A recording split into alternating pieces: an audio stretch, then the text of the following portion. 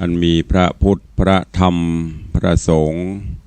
อันเป็นสรณะที่เปิ่งตีเคารพนับถืออันสูงสุดในชีวิตกราบคารวะแตบไตรไวสาปารมีธรรมพระเดชพระคุณหลวงปู่พระเทพโกศลที่ปรึกษาเจ้าคณะภาค7เจ้าอาวาสวัดศรีโสดาพระอารามหลวงตำบลสุเทพอำเภอเมืองจังหวัดเชียงใหม่พระเดชพระคุณหลวงป่อท่านเจ้าคุณพระเทพปริยัติเจ้าคณะจังหวัดเชียงใหม่เจ้าอาวาสวัดเจ็ดยอดพระอารามหลวงตำบลจ้างเผือกอำเภอเมืองจังหวัดเชียงใหม่พระเดชพระคุณหลวงป่อท่านเจ้าคุณพระเทพรัตนนายกท่านเจ้าคณะจังหวัดลำพูนพระเดชพระคุณหลวงป่อท่านเจ้าคุณพระรัตนมุนีท่านเจ้าคณะจังหวัดเชียงรายตระจนพระมหาเถรานุเถระภิกขุสังฆะสามเณรเจ้าจุตนจุองค์โดยความเคารพเจริญสุขเจริญปอนสาธุชนญาติโยมติ่นจองห้องวัดจุหนุ่มเท่าใจยิงขอน้อมต้อนรับทุกท่านเข้าสู่รายการมรดกธรรมกำเมือง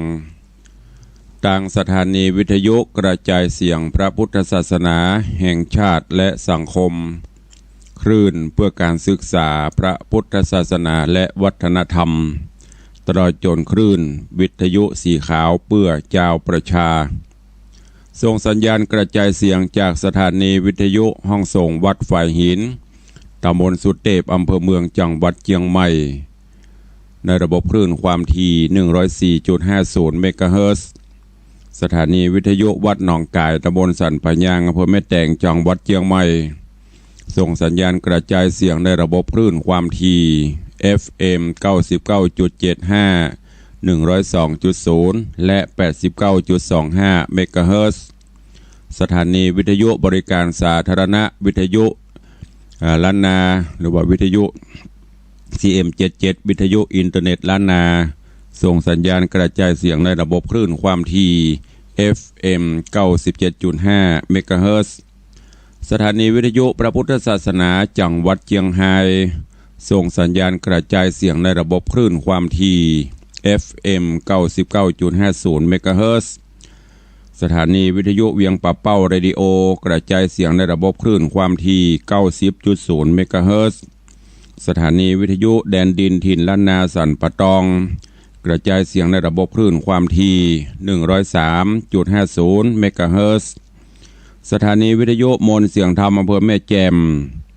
กระจายเสียงในระบบคลื่นความถี่ FM 106.25 เมกะเฮิรตซ์สถานีวิทยุชุมชนคนเมืองลี้อำเภอลี้จังหวัดลำพูน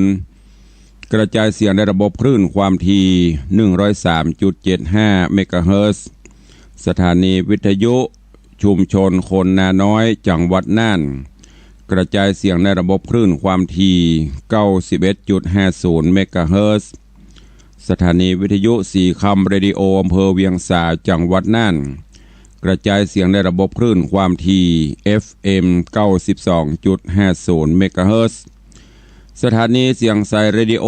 อำเภอตาวังผาจังหวัดน่านกระจายเสียงในระบบคลื่นความถี่ 100.75 สถานีวิทยุเสียงธรรมจากวัดจันทร์อำเภอกัลยาณิวัฒนา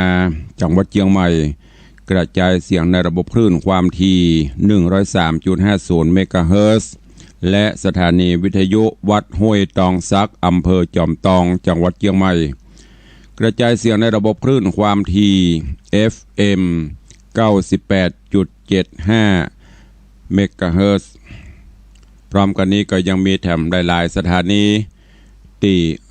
เกาะสัญญาณหรือว่าลิงก์สัญญาณเสียงธรรมะให้ญาติโยมสาธุชนได้รับฟังกันและบ่เต่าแต่นั้นขอเจริญสุขเจริญปอนสาธุชนญาติโยมที่ได้ติดตามรับฟังกันทางเว็บFacebook ทางเว็บไซต์ต่างๆบ่ว่าจะเป็น Facebook ของ104ธรรมะคลายเครียด Facebook วัดวังสิงห์คำ Facebook ของวัดไฟหิน Facebook ของ ตุเจ้าบ้านนอกทิตะสิโปแล้วก็มีของ FC แฟนรายการทาง Facebook ที่ฟังแล้วถวายกำลังใจบ่ได้ฟังคนเดียวกดแชร์กดไลค์ส่งไปตามกลุ่มตามเพื่อนกันทุกท่านเนอะรายการนี้ดำเนินโดยกล่าวกับผมอาตมภาพพระครูวิสิทธิ์ศีลาภรณ์หรือตุลุงในวังเจ้าอาวาสวัดวังสิงห์คำเจ้าคณะตำบลป่าแดดอำเภอเมืองเชียงใหม่จังหวัดเชียงใหม่เป็นผู้ดำเนินรายการก็ปะกันวันนี้ก็เป็นวันพุธหรือวันพุธที่24มิถุนายนเป็นประจำก็วันพุธและวันเสาร์ก็ได้รับเมตตาจากท่านเจ้าอาจารย์พระครูอภิวัฒนวิกรมได้ลิงก์สัญญาณไปสู่ยังวิทยุคลื่นสีขาวเพื่อเจ้าประชากระจายเสียงไปตามสถานีวิทยุต่างๆดังที่ได้แจ้งไปแล้วเพื่อมอบเสียงธรรมให้กับญาติโยม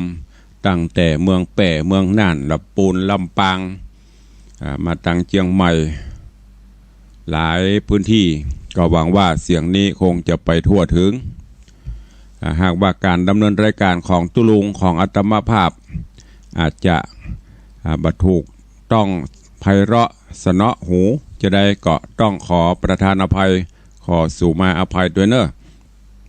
เพราะว่าการดำเนินรายการบางครั้งก็การตระเตรียมข้อมูลการนี้ต่างๆนั่นบางเทื่อก็มาตันได้เตรียมก็มีแต่จะได้ก็พยายามที่จะเอาสิ่งที่เป็นสาระสิ่งที่เป็นประโยชนะคือกับญาติโยมศรัทธากันอย่างเต็มที่ต้องขอบคุณกับญาติธรรมอีพ่ออีแม่พ่อออกไม่ออกศรัทธาทุกท่านเนอะทุกพื้นที่ที่ได้ติดตามรับฟังรายการมาโดยตลอด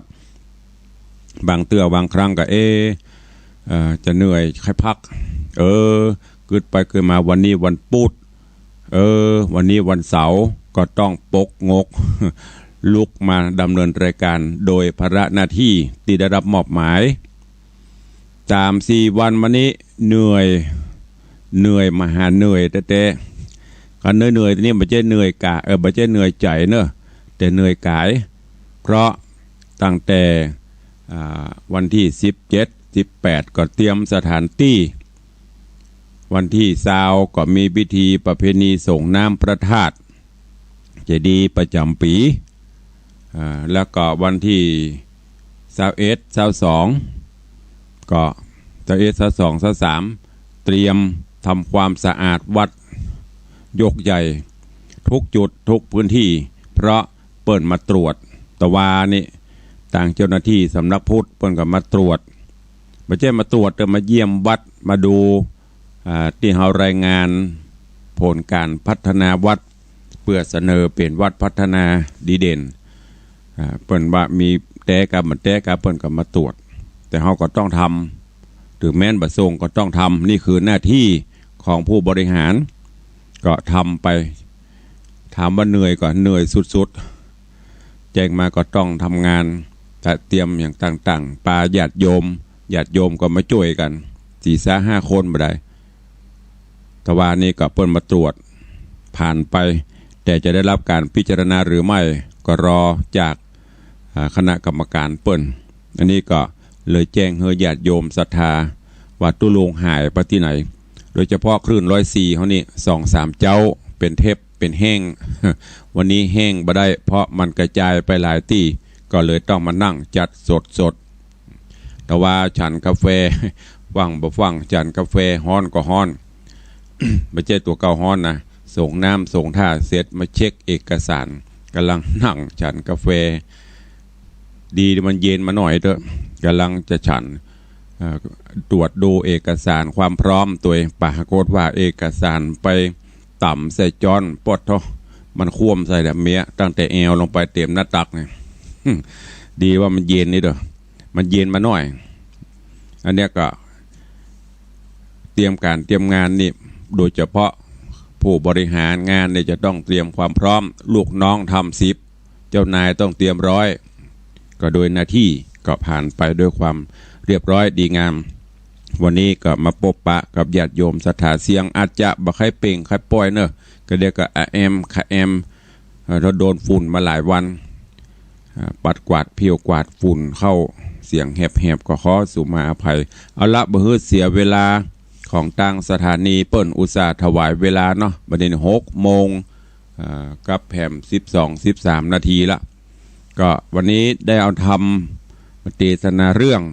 ทรัพย์อันประเสริฐ หรือธนะตังเจ็ดธนทรัพย์7 ประการมาเทศนาฮือกับสาธุชนญาติโยมผู้ฟังได้รับฟังว่าทรัพย์7 ประการหรือว่าธนทรัพย์อริยทรัพย์ต่างๆเนี่ยมันมีอันอย่างพ่องกับฟังแล้วเก็บไปคิดเอาไปพิจารณาที่สำคัญก็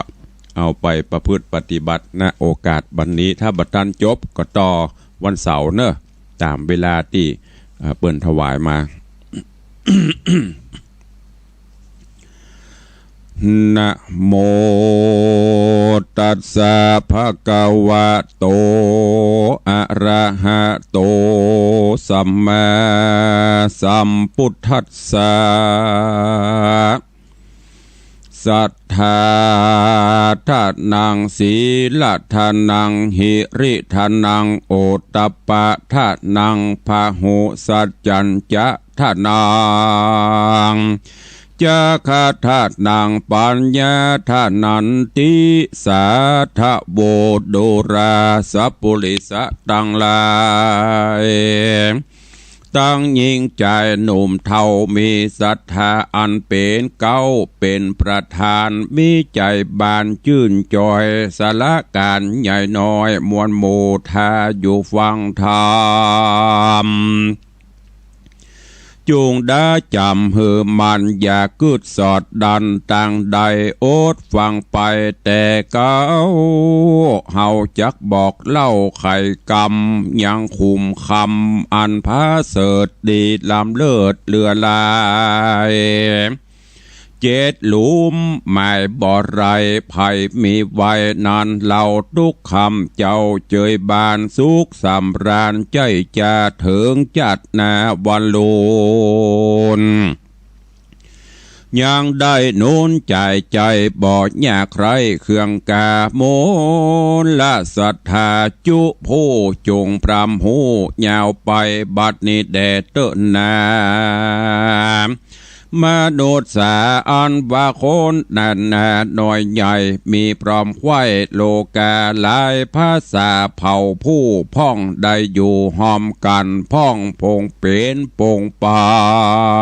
นพี่น้องเป็นเพื่อนปองวงใหญ่พองอยู่ในดงไพรเถื่อนทองพ้องอยู่ห้องปุรีพ้องเป็นดีหลายหลากเข้าของมากทมนาพ้องอนาถาอยากไรหาบอดได้เงินคำพ้องใจดำจะถอยมีบาปจ่องหอยกับตัวบ่หอนกลัวอบายพ้องใจภายโจมจืนปีติตื่นตั้งบุญหูตั้งกุลและโตดพ้องรายโหดสามานกระทำบาปหารหยาบกระบ่มีศีลหักษากรมรณะมวยมั่งบาปได้สั่งหลายลามก่อนจากตามส่งยู่หือไปสู่อบายส่วนบุญหลายมากกวางภัยก่อสร้างเอาไว้เมื่ออยู่โลกใต้หน่อเมืองโคนจากนำเอาโตนไปเกิดตีผาเสดกเกษมสีเล่นนาคนโลกีมวลหมู่พร้อมนาอยู่นำนาต่างผาทัดนาไฟหอยได้จื่นจ้อยเจยบานสุขสำราญบอกขาดตั้งแต่ชาติปัจจุบันเถิงดับขันพรากนาบอดดำจ้าเครื่องขี้สันได้ดีนั่นใสจักสมไฟขนิ่งมา ต่างโคงควายข้ามเจ้าหาไว้มากเต่าเงินคำมีหน้านำลายแหล่ยดลาบแผ่เรือลายตังงัวควายมาจ้างให้นากวางสู้ตาหิหามาบ่อไรตังเครื่องใจอลังการซอยสังวานมุกมาดกุนทนอาจคำแดงเป็นของแปงก้ามากแม่นมีลายหลากเปียงดอยข้านิ่งในด้านสอดกึดหูรอดไปแม้ว่าของนาม้วนหมู่หากมีอยู่กับภายยังกังวลใจข้ามเจ้ากลัวโจรบาดเจ้าป่าไปกลัวเป็นไฟจักหัวว่าไฟจักไม่กลัวน้ำใหญ่ป่านี้ โยดลาบมีดนั่นใส่กลัวจักได้สูญหายกลัวยิ่งใจช่วยใจบาปใบมัวดำลักเงินคำซ่อนเลไว้เสียตี้ไกลตาเข้าของหน้ามังเต้ามีทุกโศกเศร้าตัวแม่การอาณาถาการอยากก็เป็นทุกยากเครื่องขี่คนมั่งมีหลายแหล่ก็เป็นทุกแผ่นำนาคนอนาถาอยากไรก็เป็นทุกไม่สะมือกันทุกป้าวันจองกองอยู่ในห้องวัฏฏะสงสารหาประมาณบ่ได้ฮอนเอาไม่คืนวันกอบมิงหันและนาตัดสมาเหตุนั้นเราคนหนุ่มเท่าหน่อยิงใจจุงขนิงมาหายหูรอดบากันเห่ามวยหมอดเป็นผีเข้าของมีน้อยใหญ่เตียงละใบเป็นสถานหือลูกหลานหนุ่มเท่าเปได้เป็นเจ้าเข้าของแตนไปบอบมีไผ่กล่าวถอยบาคนใหญ่น้อยเมื่อมอนปากันถอนหรือลากเข้าของมากตัวไปมีแต่คนไข้กล่าวโอว่าคนหมูบหมูวำใบบุญบาปลายสร้างไว้หากจักได้ตีตนไปจุโหนแหล่งละอาการสร้างบาปกลามัวดำบาปจักนำส่งโยลงไปสู่อเวจีส่วนกรรมดีนั่นเล่าคนหนุ่มเท่าสร้างไว้เตียงจักได้เจยบานเงินข้ามขานหลายแหล่เข้าของแผ่มิลายเมื่อเฮาตายกลาพรากบ่ได้ลากตัวไปมีอันใดนั้นสายเฮาสร้างไว้เมืองโคนได้ติดตนบอกขาดตั้งแต่ชาติปัจจุบันได้เล่งหันแจงทีถึงลอดที่จัดนาบ่อตำจะตกผ่านได้สำราญค่ำเจ้าบ่โศกเศร้าเครื่องกามโจนปาดลาหาวหาดบ่โลญาติจริงไปแม่นตกไฟบ่ไม่ตกน้ำใหญ่นาทีก็อยู่ดีเตียงมันแนมบ่ปันปลาไหลตกลงในฝุ่นแย่บ่ได้กว่านี้หาย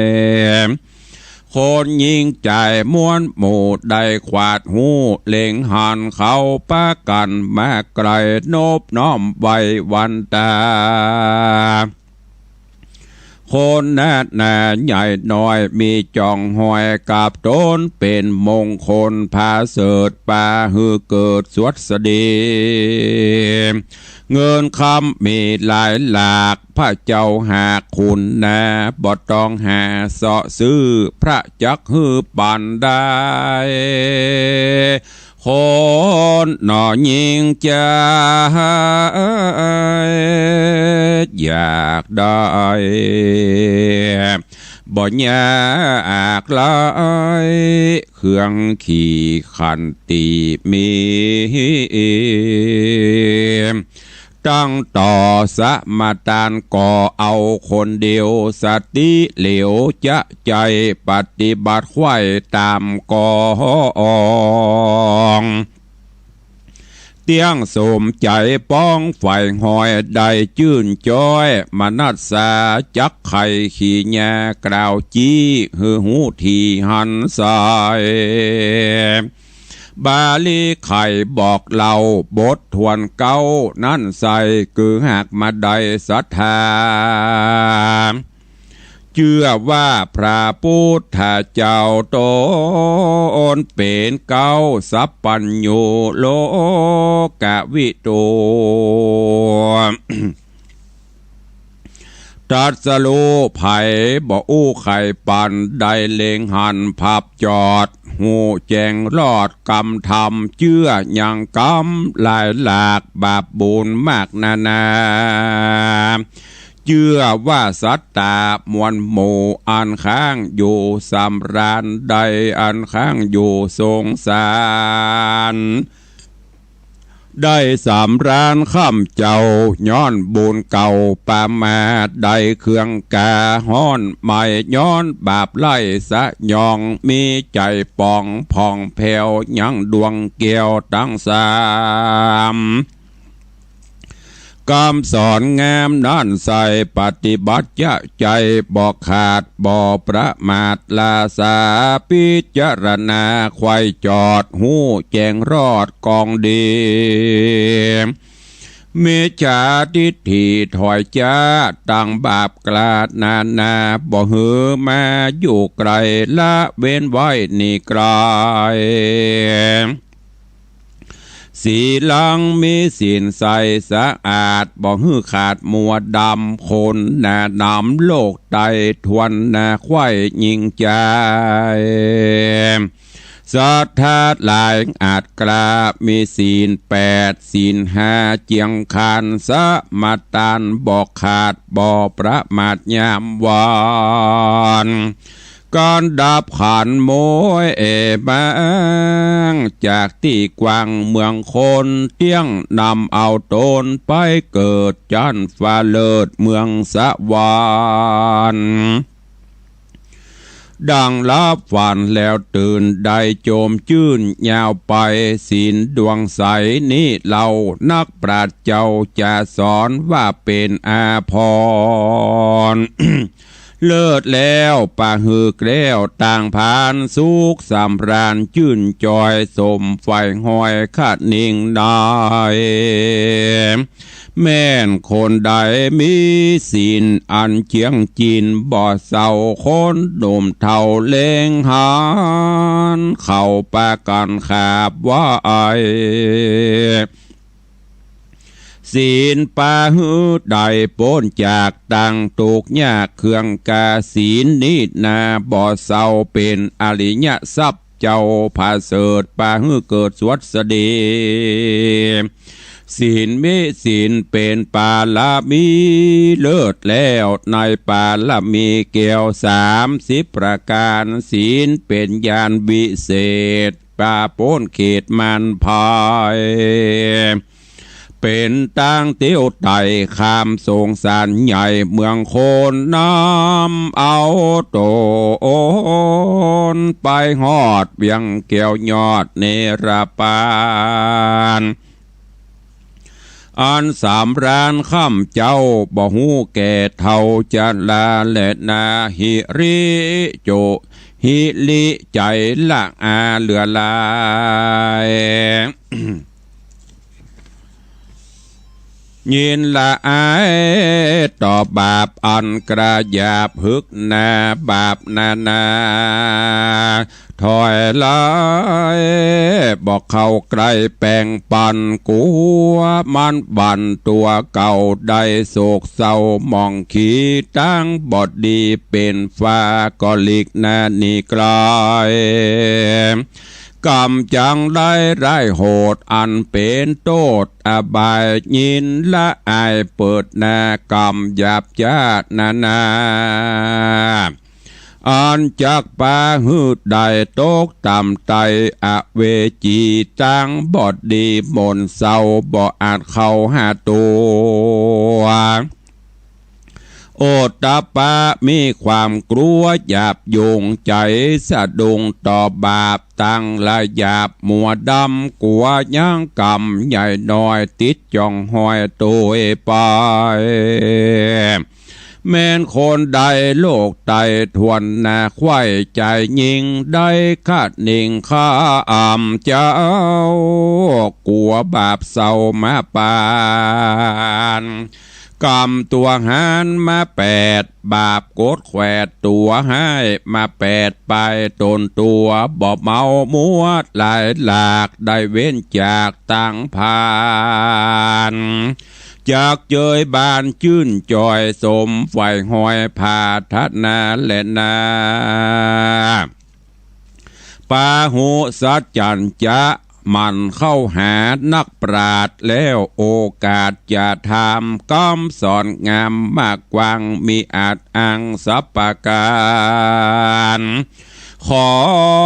วอนวานบอกกล่าวฮือหูข่าวกองธรรมฟังแล้วจำบทบาทบ่ฮือขาดสูญหายกิจการหลายโลกใดพร้อมเสียงไข้ฟังไป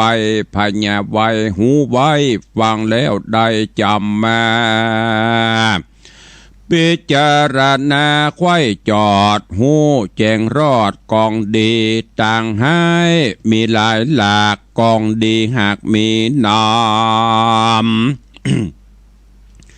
ต่างได้ดำถอยจาปอบอกไว้หน้าแป่งปันกัวติดวันจ้องหอยปลาตำก้อยเครื่องขีต่างได้ดีรีบสั่งเหือได้กว้างยาวนานแถมสมปานตัวเก่าเหือมากเต้าปันปูนจากเป็นกูลเมื่อซอยได้ชื่นจ้อยสวดสดีจากข้าสิ่งของมีมากน้อยมากจูงบริจาคเตตานเกิดอาลังการเข้าน้ำบัดถูพร่ำปัจจัยมีสินใสชื่นจอยจิตไฟห้อยยินดีตานตามมีหาใดบ่เดือดไม่ตนตัวมาไว้เป็นขัวเล่มกวางข้ามตาตังสากรหรืออัศดรมาเกี้ยวขี่ป้นแล้วส่งสารสละตานโจกออกยังของนอกกาญาบาลิจะขาจะใจแก่คนยากไรเครื่องขี่ต้านแก่เจียงจีหนุ่มเทาป้อแม่เจ้าเอาตั้งวงสาปีนองเม็ดแก้วป่องสร้างหายมีใจภายแผ่กวังสัลลาซับสั่งวัดว่ามีศาลาลงโบสถ์ใจประโมทเจยบานสร้างวิหารเกี่ยวกวางได้ก่อสร้างตั้งเตียวช่วยแลเลี้ยวเล็งพอแปลงหัวต่อคำนาทีคนมั่งมีหลายหลากก็บริจาคลวงหลายด้วยใจภายชื่นจ้อยคนมีน้อยอนาถาเจตนาโจมจื่นก็โยกยื่นตานไปมากน้อยเต้าใดนอนใส่ตามหาได้มีมา เป็นมกาตายเฮเต้าจากที่เก่าสงสารได้เจยบานเมื่อซอยคนใหญ่น้อยหญิงใจได้ขานิ่งหมายบอดแล้วใจพองแผ้วเจยบานได้ฮือตานยุกยาตังวัฏฐาพาพรบ่ฮือพอย่อนตานไปโคนเข็นใจเดือดไม่เจ็บกว่าเมื่อยใครมีมาโคนกาญาบอดทวนครบล้วนทวน32พิษจากกองแบบเบาคนแก่เท่าจราหาวงสาบอดได้เป็นตุกไม้เครื่องขี่กุศลมีมากกวางบ่อาจอังกันนาและนาปัญญาฮือมีปัญญาล้อมยิ่งหูลายสิ่งจุอันพญาตันเฮียนใดหูแจงควายสัปการไปหาอาจารย์นักปราชญ์ผู้ฉลาดกองธรรมฟังแล้วจำเอาไว้เป็นต่างเตียวไตเตียวไปพิจารณาในทวนทีหูแจ้งที่ต่างดีต่างโลกกีหลายหลากต่างธรรมหากมีหลายพญาพายจบจอดเฮียนหัวรอดบาลีและนาเหตุนั้นนาพระพุทธเจ้าเทศนาเล่าปันหมายว่าคนหญิงใจโลกไตมีปัญญานั้นใสเกิดประโยชน์นำนามเป็นกุลธรรมลำเลิศปาฮือเกิดสวัสดีปัญญามีปอดไหลเฮียนหูไว้จุอันต่างสวรรค์จันฟ้าต่างโลกลามีหลายหูต่างวายกระยาบอันเป็นบาปทารุณหูต่างบนจื่นจ้อยกุลจ่องห้อยนาม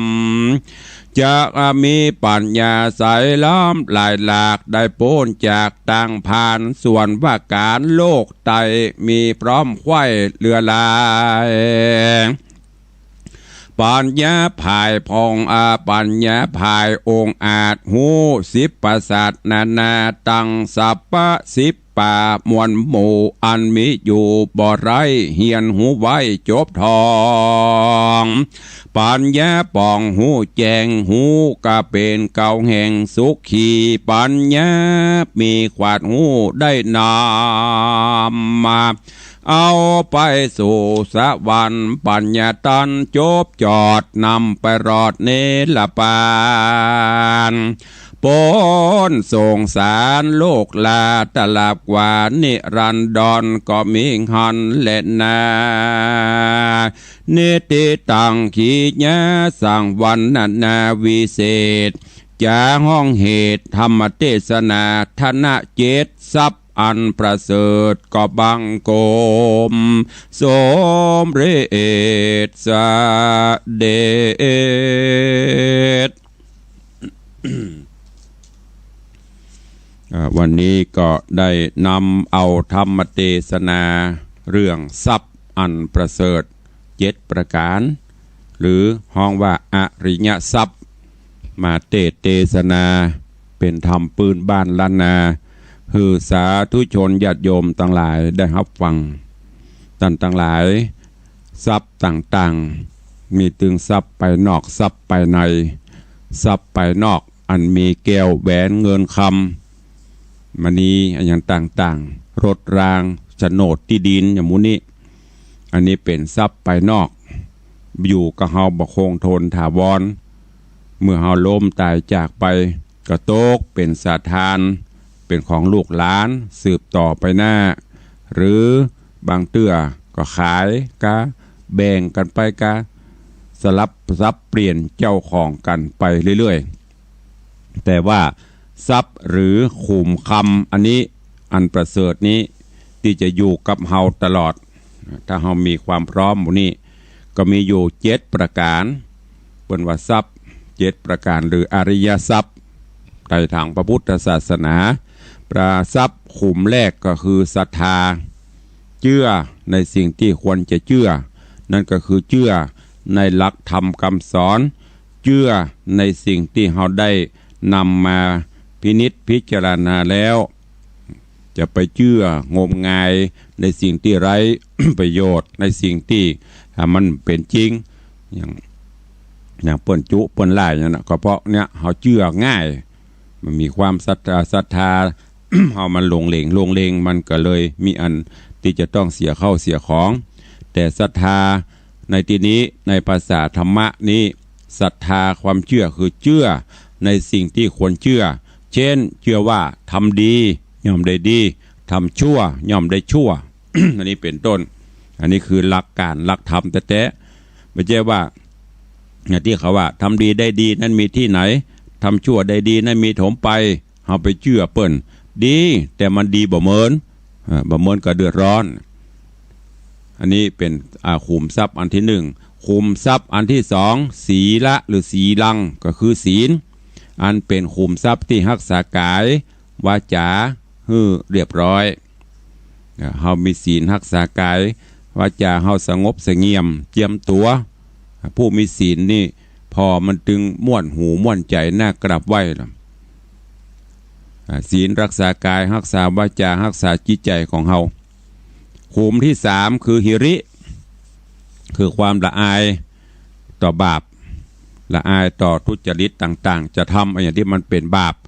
จะทำอะไรที่มันเกิดเป็นความทุจริตเดือดร้อนเฮาก็บ่ทำเฮามีหิริขุมทรัพย์อันนี้ขุมทรัพย์อันที่สี่คือโอตตัปปะสะดุ้งกลัวต่อบาปยกตัวอย่างจะเนี่ยอันนั้นก็มันเป็นบาปแล้วก็หูถึงผลกรรมที่เขาทำไปมันจะหมกมุ่นมันจะกัดก่อนจิตใจเขาจะขุ่นมัวฮ้อนในอกในใจเนี่ยคือกลัวอันนั้นของบาปมีโอตตัปปะความสะดุ้งความเก่งกลัวต่อบาปต่อผลที่มันจะเกิดขึ้นก็เลยบ่ทำอันที่ห้าขุมทรัพย์ที่ห้า พหุสัจจะความที่เป็นคนได้ยินได้ฟังมันนักก็คือจำสิ่งต่างๆจำธรรมะหูศิลปะวิทยาต่างๆอย่างที่ญาติโยมอีพ่ออีแม่ได้ฟังธรรมะจากครูบาสังฆะอาจารย์เจ้านักปราชญ์ผู้หูหลายท่านหลายคนหรือบางท่านฟังวิทยุก็ฟังกันตลอดก็โจดจำเอาเป็นผู้ที่ทรงจำแล้วก็หูวิธีแก้จำแล้วเอามาประพฤติเอามาปฏิบัติเนอะมันจะจำมาได้นะอย่างที่เคยบอกไปนะสวดมนต์สวดโยโกห้องจำได้ทุกบททุกบาทแต่เฮาไม่ปฏิบัติก็ไม่ได้ประโยชน์นะ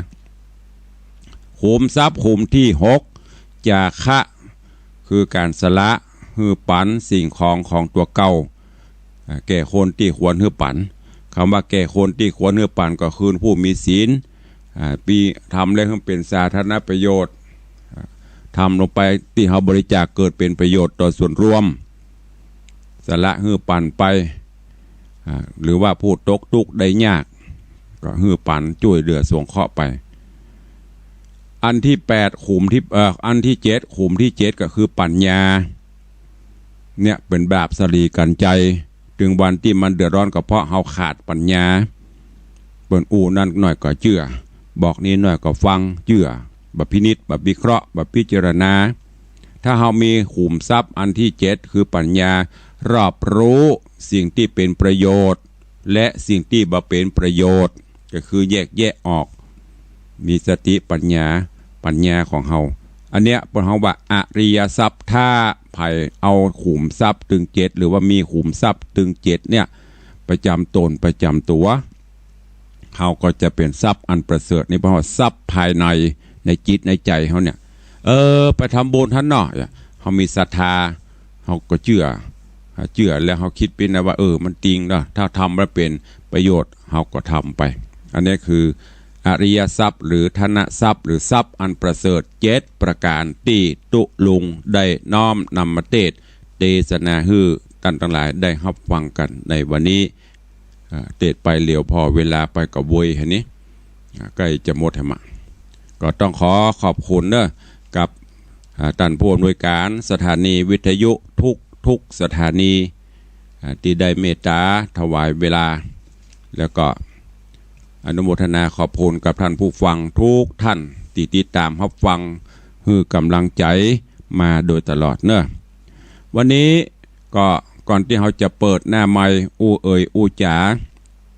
ต้องขอบคุณกับทุกท่านเนอะที่ได้ร่วมโมทนาบุญกับทางวัดวังสิงคำงานทำบุญประเพณีส่งน้ำพระธาตุเจ้าเจดีย์ประจำปีนี้ก็จัดกันแบบง่ายๆสบายเพราะโรคโควิดมันยังบ่สร้างซาเตื้อก็ทำไปกูเตื้อกูปีนั้นจัด3 วัน 3 คืนใส่ขันดอกตัวแต่ปีนี้เดียวกันเนาะยังบ่ฮับเตื้อเนาะเพราะว่าเดี๋ยวมันจะขาดตอนเนอะยังไม่ต้องโทรเตื้อเดี๋ยวจนกว่าจะรอคำสั่งว่าใครจะไปตอนนี้ยังไม่รับเตื้อ เพราะว่ากำลังจะอนุโมทนาถ้าเข้ามามันจะขาดรอฟังคำสั่งก่อนเนาะถ้ามันได้แล้วมันตัดแล้วมันจะเพราะมันไม่มีสคริปต์ไปโดยตีงึดขึ้นมากู้ปีนั้นเขาจัดใส่ขันดอก108ปีนี้ก็เลยเอาแบบง่ายๆงดใส่ขันดอกก็ยังมีญาติโยมศรัทธาผู้มีใจบุญใจกุศลเดินต่างมาร่วมก็อยู่ก็อนุโมทนาบุญขอบคุณด้วยเนอะแต่ว่าทราบข่าวเปิ้นแถลงข่าวว่ามหาเถรสมาคม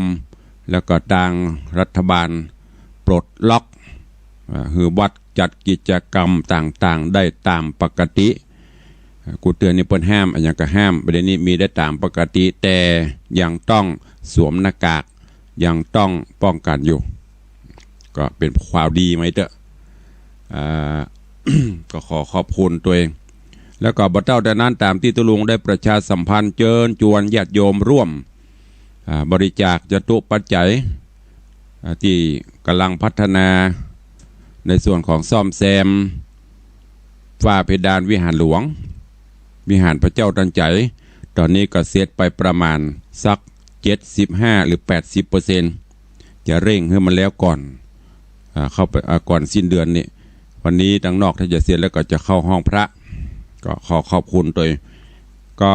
มีญาติโยมที่ทยอยกันโอนสตางค์มาหรือว่ามาร่วมบุญกันเรื่อยๆเนอะวันนี้ตะคืนได้รับไลน์จากลูกสาวของพ่อบุญธรรมสั่งคำฟั่นบ้านโป่งหนองเวียงปะเป้าก็ส่งไลน์เข้ามามีผู้ร่วมบุญต่อก็คือแม่กิมทองเมธาวนิชพร้อมครอบครัว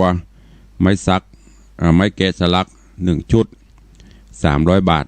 แม่คำดิบ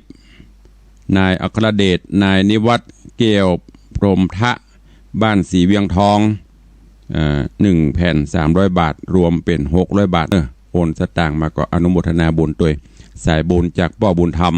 สั่งคำฟั่นโป่งหนองเวียงปะเป้าได้มาร่วมโมทนาบุญตัวขอบคุณกับป้อกรองคำลินแสนกาดอันนี้ก็ร่วมสร้างพระเจ้าทองค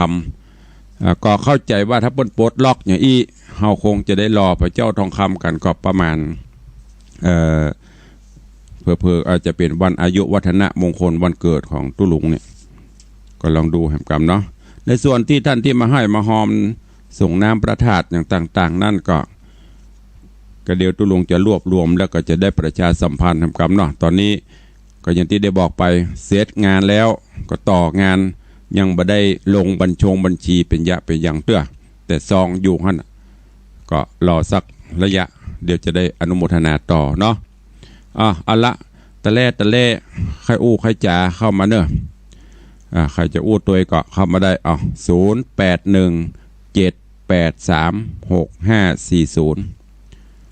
ใครจะตัวตุลุงก็เข้ามา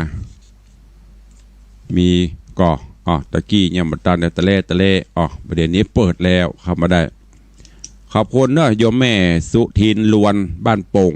เรือโบราณโอนสตางค์มาได้รับไปเรียบร้อยแล้วก็เมตตาภูคามทำบุญอุทิศให้ป้อปั่นภูคาม 1,500 บาทก็ได้รับไว้เรียบร้อยแล้วก็ขออนุโมทนาบุญขอบคุณตัววันก่อนวันที่ส่งน้ำประทาดก็ขอบคุณเลยลูกเบาลูกสาวของโยมแม่ก็ลืมไปละบ้านพระมุยนามสกุลตันตะวันนิดได้เอาไข่มาร่วมเจริญปอน ว่าได้ฮะป้ออย่างก็ป้อจันแดงป้อจันแดงบ้านห้วยสลาลีบ้านห้วยสลาลีครับผมอนุโมทนาเนอสาธุบ้านห้วยสลาลีเจริญปอนกราบพระสาเจ้าท่านพระครูเจ้าจากไหนเพียงป่าเป้าเจ้าบ้านห้างต่ำเจ้าอนุโมทนาบ้านห้างต่ำห้างกลางห้างสูงเวียงป่าเป้าเชียงไฮเดอร์สาธุสายต่อไปเจริญเข้ามาใหม่เด้อวันนี้ทางเวียงป่าเป้านี่เพิ่นเอากันได้นะป๊อบสตาร์ทแหลกเพิ่นมาแล้วตามเมืองน่านก็ถ้าอย่ามาโพดมีกับปนานประเสริฐแล้วเนาะมีก็วันนี้ฟังกับว่าได้สตางค์วันนั้นหลายละลืมละโหอีกเจริญปอนไว้ช้าพระครูเจ้าไว้ช้าไว้หาอยากมาเรียนเซ็นต่อนะสาธุอนุโมทนาเด้อสาธุปอบุญธรรมเบียงปะเป้าว่าได้เจริญปอนครับผมกราบไหว้ช้าครับติดตามท่านอยู่เนอะสาธุเนอะครับผมอนุโมทนา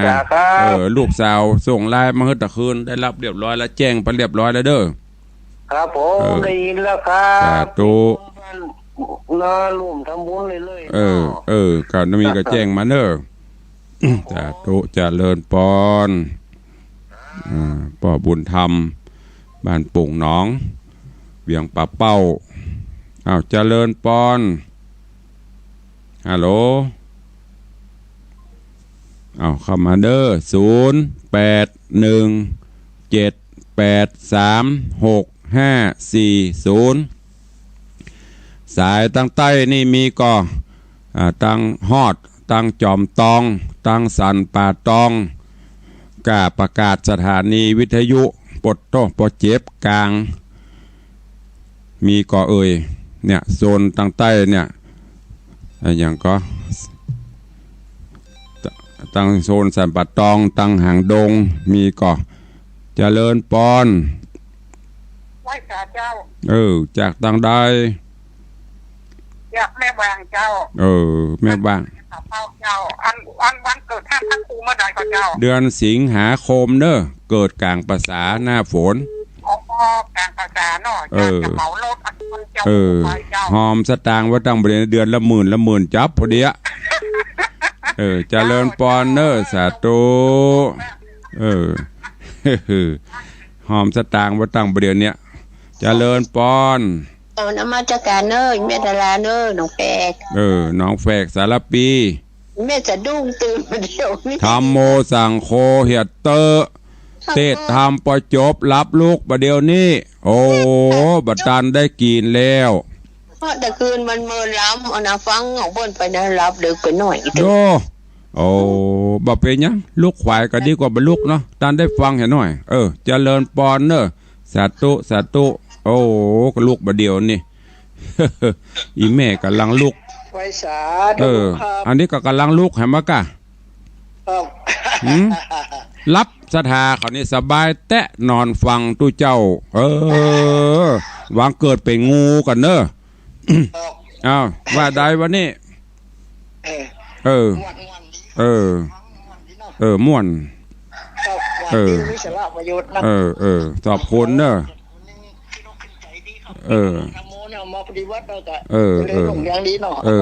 สาธุเนอะเจริญปอนสายต่อไปโอ้เขาเล่นอวยเฮ้ยเล่นรับฟังเห่าแม่สะดุ้งตื่นอริยะทรัพย์เนี่ยมันรู้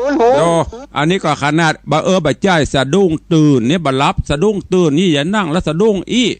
สะดุ้งตื่นว่าอริยะทรัพย์ฟังว่าธรรมโมสังโฆเฮเตอร์โดบุญนักบุญหนาเนาะปากันรับฟังตุลูมดมูนี่จะเลินปอนเนอะนี่กำไรรับมันมากะนี่ก็รับฟังมาจากกันแม่แตงด้วยเจ้าแม่แตงก็มีเจือคนเดียวเนาะ ก็หลายคนเหมือนกันเจ้าที่เพิ่นฟังนะเจ้า หมู่อื่นรับ เจ้า หม อั ด นนี้แม่น้อยเนอะแม่คำน้อยห้อยไร่นะเจ้า ฟังที่หนองกายเจ้า สาธุเนอ เจ้าฟังที่ว่าเจ้าไว้ตาเจ้า แม่ปันนีว่าจะได้ฮัลโหลอ้าวเจริญปอน เจ้า รับ ฟัง ทำ อ มั้ ยู่ กะ เจ้าสันตะตองเจ้า งีบรับกะงีบหน่อย รับเจ้าลูกมาละเย็นดี เดี๋ยวว่าบรับงีบแต่ปนหน่อยอีขอบคุณเด้อ เจ้าฟังอยู่เจ้า สาธุสาธุเป็นว่าเขาเล่นป่วยเขาเตะให้เขาฟังแล้วเขารับ ดีมากเลยก็ถึงว่าโทรมาเนอะดักปิ้งแสดงว่าลวดรับหมดโอ้ดีแต๊ะๆเนาะ อ้าวเจริญปอน กาไว้สาเจ้า ว่า ชัดเจนดีเจ้าจากนาน้อยจังหวัดน่านเจ้า โอ้มาละบ่อเทพธิดานาน้อย กูเตือนมีกับปนานเสิร์ชมาเนเทพธิดามาละสาตุ มันว่าใครติดว่าตามเติ้น แล้ววันนั้นไปตอนฮับธรรมครูก่อบ่ได้ไปเจ้า เจ้าเฝ้าไข้อยู่โรงพยาบาลนี่ ไปเฝ้ามันอย่างไข้มาเจ้าของดีเฝ้า เติ้นบ่สบายเจ้า ปล่อยมาอยู่ฮาดก่อนไปเอาบุญมาโปะเดี๋ยวหาย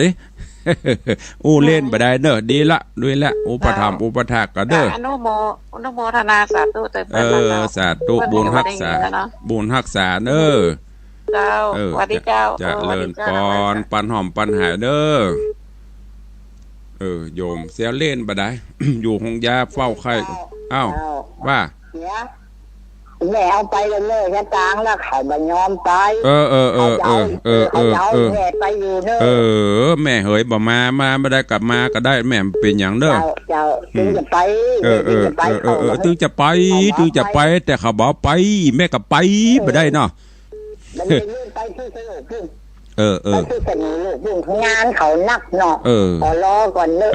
แม่จะไปเก่งเนอะเตี้ยเนาะเป็นอย่างเด้อสาธุเด็กหญิงจะ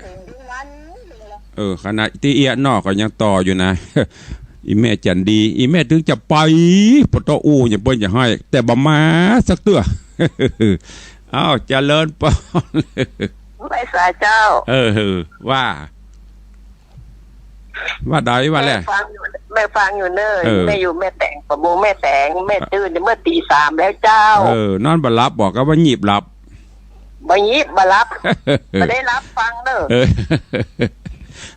ดีละบ่รับได้ดีเราไว้เป็นงูเนอะเตียดอจ้าเสียวเล่นบ่ได้แต่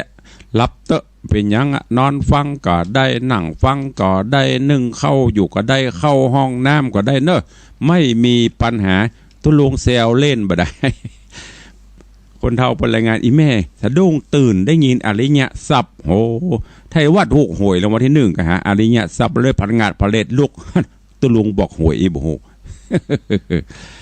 ใครจะอุดตัวเข้ามาเนอะอุกันหนัวไข่หัวกันม่วนยำเจ้าวันนี้ไปแถวเมืองน่านไปแถวเมืองแป่ไปแถวลำปางมาเรื่อยๆเมืองน่านวันนี้มีเตบดาก็มาเตบบุตรก็มาโยมไม่ยิงปนเฝ้าไข่ไม่ได้ไปต้อนรับอาจารย์พระครูพิวัฒนะกับคณะสกรรมวันนั้นก็เป็นยังเนาะตุลวงเซลเล่นบ่ได้แล้วแต่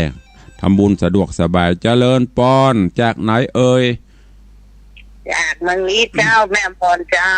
เมืองลี่เจ้าสัญญาณชัดเจนดีจอมกันทำแล้วยังไหนเจ้าจอมกันทำแล้วยังให้หัวนี่แสดงบอกไม่ได้สักบาทนี่ไม่ได้สักบาทถ้าจอมแล้วเจ้า5 บาทอันนี้เนี่ยนอนอันให้หัวแล้วนี่ไม่ได้สัก25จะเลินปอนแล้วแม่เนอะเจ้าไว้เจ้